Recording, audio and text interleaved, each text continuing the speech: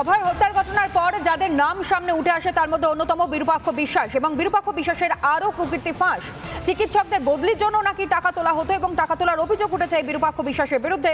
2023 সালেই বর্তমানে থানায় অভিযোগ দায়েরও করা হয়। অভিযোগ দায়ের করেন চিকিৎসক অনুপম মণ্ডল, শান্তনু সেন এবং নির্মল মাঝিকে। চিঠি দেওয়া হয়েছে অনুপম মণ্ডল, যিনি অভিযোগ করছেন সেই চিকিৎসক, তিনি চিঠি দিয়েছেন বিরূপাক্ষের বিরুদ্ধে অভিযোগ জানিয়ে। চিঠির যদিও দিনে দুবার ব্যবহার করো স্টপেজ ক্রিম আর নিজেকে রাখো evergreen কেয়াশেক aroma therapy stoppage cream, আর খুঁজে পাও নতুন আমিকে। কোনো পদক্ষেপ করা হয়নি বলে অভিযোগ সামনে আসে।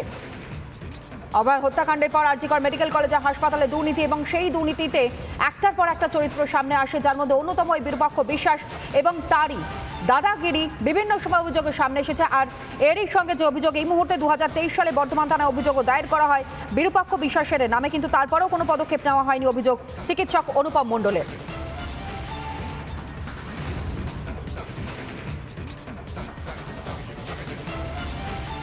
2023-এ কাকদ্বীপ সাব ডিভিশন হসপিটালে কাকদ্বীপে তার স্থানান্তর নির্দেশিকা জারি হয় স্বাস্থ্য ভবন থেকে। বর্ধমান মেডিকেল কলেজ কর্তৃপক্ষ তার স্থানান্তর রিপোর্ট কিন্তু দেয়নি, অর্ডার দেয়নি।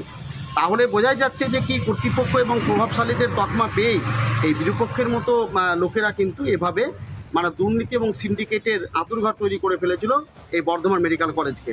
শুধু তাই নয়, আমাদের ক্যান্টিনেও তার হাজার হাজার টাকা বিল, ছাত্রদের কাছ থেকে তোলাবাজি থেকে শুরু করে ছাত্রদের ভয়ভীতির প্রদর্শন, থ্রেট, হুমকি, এই টোটাল পরিবেশটাকে সমাজবিরোধী আঁকড়াতে পরিণত করার জন্য এই অভিজ্ঞ বিরূপাক্ষ বিশ্বাস, বিশাল সরকার এদের একটা দুষ্ট চক্রান্ত এবং অপশাসন কায়েম করে রেখেছিল বর্ধমান মেডিকেল কলেজে।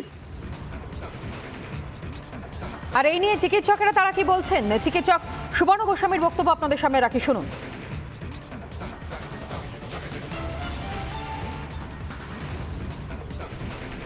মণ্ডল যে অভিযোগ করেছিলেন সেই অভিযোগ সমেত এটা তৎকালীন সাংসদ, রাজ্যসভার সাংসদ, শাসক দলের মুখপাত্র এবং ইন্ডিয়ান মেডিকেল অ্যাসোসিয়েশনের রাজ্য সম্পাদক ডাক্তার শান্তনু সেন, তিনি নিজে ডিজিকে চিঠি দিয়েছিলেন যে অবিলম্বে বিরূপাক্ষকে গ্রেপ্তার করা হোক এবং যে তদন্ত করে ব্যবস্থা নেওয়া হোক।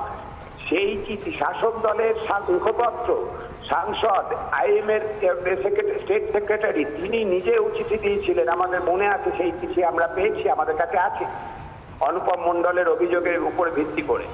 তাতেও কোনো ব্যবস্থা যে বিরূপাক্ষ নেয়নি। অর্থাৎ বিরূপাক্ষরা, এই সিন্ডিকেট চক্ররা সরকারের কাছে, শাসক দলের কাছে, পুলিশের কাছে কতখানি বড় সম্পদ, যেখানে যে আমরা আমাদের অভিযোগ তো কর্ণপাত করেইনি সরকার কখনো।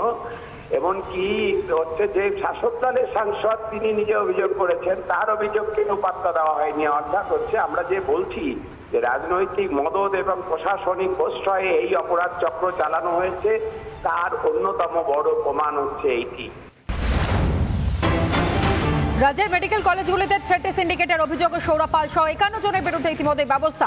থ্রেট কালচারের অভিযোগের ভিত্তিতে এই ব্যবস্থা গ্রহণ করা হয়েছে, যেখানে বিচার বিভাগীয় তদন্তের নির্দেশ, অর্থাৎ বিভাগীয় তদন্তের নির্দেশ আরজিকর হাসপাতালের। 11 সেপ্টেম্বর হাজিরার নির্দেশ আরজিকর হাসপাতালে। 51 জনের তালিকায় রয়েছে উত্তরবঙ্গ লবির বেশ কয়েকজন, যেই উত্তরবঙ্গ লবির কথা বারংবার সামনে আসে। থ্রেট কালচার থেকে শুরু করে দাদাগিরি, এমনকি তোলাবাজির পর্যন্ত অভিযোগ, এবং সেই অভিযোগের প্রেক্ষিতে দাঁড়িয়ে 51 জনের তালিকা তৈরি করা হয়, এবং সেই 51 জনের বিরুদ্ধে ব্যবস্থা। 11 সেপ্টেম্বর হাজিরার নির্দেশ আরজিকর হাসপাতালের। রাজ্যের মেডিকেল কলেজগুলিতে থ্রেট সিন্ডিকেটের অভিযোগের সামনে আসার পরই এই পদক্ষেপ। সৌরভ পাল সহ 51 জনের বিরুদ্ধে ব্যবস্থা এবং থ্রেট কালচারের অভিযোগের ভিত্তিতেই এই ব্যবস্থা। বিভাগীয় তদন্তের নির্দেশ আরজিকর হাসপাতালে, এবং একই সঙ্গে হাসপাতালের মধ্যে কোনোভাবেই এই 51 জনের প্রবেশ নিষিদ্ধ। অর্থাৎ গতকালই অভয় মামলা শুনানি ছিল সুপ্রিম কোর্টে, এবং সেখানেও বেশ কিছু চাঞ্চল্যকর তথ্য সামনে আসে। আরজিকর কাণ্ডে পুলিশের তৎপরতার প্রশ্ন সামনে আসে। কেন এফআইআর এর আগেই ডাকা হয় ফরেনসিক দলকে? সুপ্রিম কোর্টে প্রশ্ন মামলাকারীর আইনজীবীর। ফরেনসিক রিপোর্ট নিয়ে প্রশ্ন সলিসিটর জেনারেলের। তুষার মেহতা তিনি এই প্রশ্ন তুলেছেন। আরজিকর কাণ্ডে পুলিশের তৎপরতায় প্রশ্ন আসে। এর আগেও এই প্রশ্ন অভয়ের বাবা মা, পরিবারের সদস্যরা, এমনকি আন্দোলনরত জুনিয়র চিকিৎসকেরা, অসংখ্য সাধারণ মানুষের তারাও প্রশ্ন তুলেছিলেন। কেন এফআইআর এর আগেই ডাকা হলো ফরেনসিক দল? এবার সেই প্রশ্নের সম্মুখীন হতে হলো রাজ্যকে, এমনকি সুপ্রিম কোর্টে প্রশ্ন মামলাকারীর আইনজীবীর। ফরেনসিক রিপোর্ট নিয়ে প্রশ্ন সলিসিটর জেনারেল তুষার মেহতার। 173 নম্বর ধারারও উল্লেখ করা হয়েছে।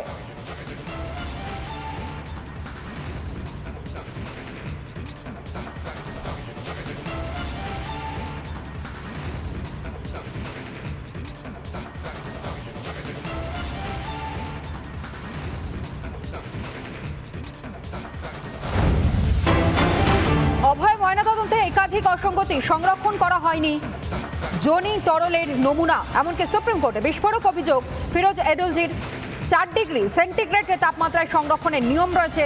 ময়নাতদন্তের সময় তা সংরক্ষণ করা হয়নি, ইচ্ছে করে নমুনা সংরক্ষণ করা হয়নি, এমনটাই অভিযোগ আইনজীবী ফিরোজ এডুলজির।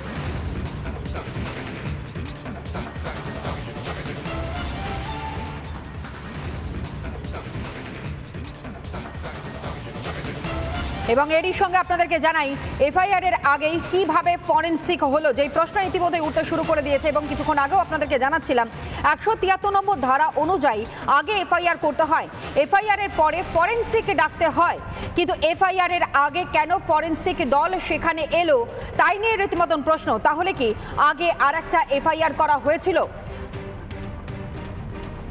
এফআইআর এর আগেই ফরেনসিক কিভাবে আসতে পারে সেই প্রশ্ন গতকাল শুনানি পর্বে চলেছে। 173 নম্বর ধারা অনুযায়ী আগে এফআইআর করতে হয় এবং তারপর ফরেনসিক টিম তারা ঘটনাস্থলে আসেন, এফআইআর এর পরে ফরেনসিক ডাকতে হয়। কিন্তু এক্ষেত্রে অন্যথা হয়েছে, এফআইআর এর আগে ফরেনসিক দল এলো কিভাবে? তাহলে কি এফআইআর এর আগে আরও একটা করা হয়েছিল? সেই প্রশ্ন উত্থাপিত হয়েছে গতকাল সুপ্রিম কোর্টে। মামলাকারী আইনজীবী ফিরোজ এডুলজি তিনি এই প্রশ্ন করেছেন। একই সঙ্গে আরও যে প্রশ্নগুলো সামনে উঠে আসে, জনি তরলের নমুনা সংরক্ষণ হয়নি এবং 4 ডিগ্রি সেন্টিগ্রেডে সংরক্ষণ করতে হয়, যেখানে ময়নাতদন্তের সময় তা সংরক্ষণ করা হয়নি বলেই জানতে পারা যায়। ইচ্ছে করে তাহলে নমুনা সংরক্ষণ করা হয়নি। অভয়ের পা 90 ডিগ্রিতে ছিল, হিপ বোন না ভাঙলে সেটা সম্ভব হয় না, স্পষ্ট বক্তব্য মামলাকারীর আইনজীবী ফিরোজ এডুলজি।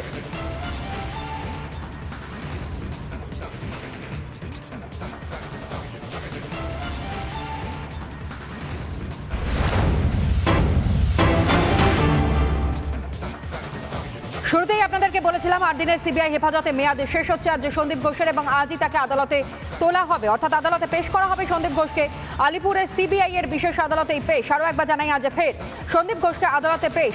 8 দিনের সিবিআই হেফাজতের মেয়াদ শেষ হচ্ছে সন্দীপ ঘোষের। আরজিকর মেডিকেল কলেজ হাসপাতালে যে দুর্নীতি হয়েছে সেই আর্থিক দুর্নীতির অভিযোগেই মূলত তাকে গ্রেফতার করা হয়। সিবিআই গ্রেফতার করে, পরবর্তী সময়ে ইডিও গোটা বিষয়ে তদন্ত ভার নেয়। এবং এই মুহূর্তের আমাদের সঙ্গে সৈকত রয়েছে, আমাদের প্রতিনিধি সৈকত। জানবার চেষ্টা করবো আজ আদালতে তোলা হবে সন্দীপ ঘোষকে ঠিক কখন, এবং তার আগে তার কি স্বাস্থ্য পরীক্ষা আজই হবে না ইতিমধ্যেই তা সম্পন্ন হয়েছে?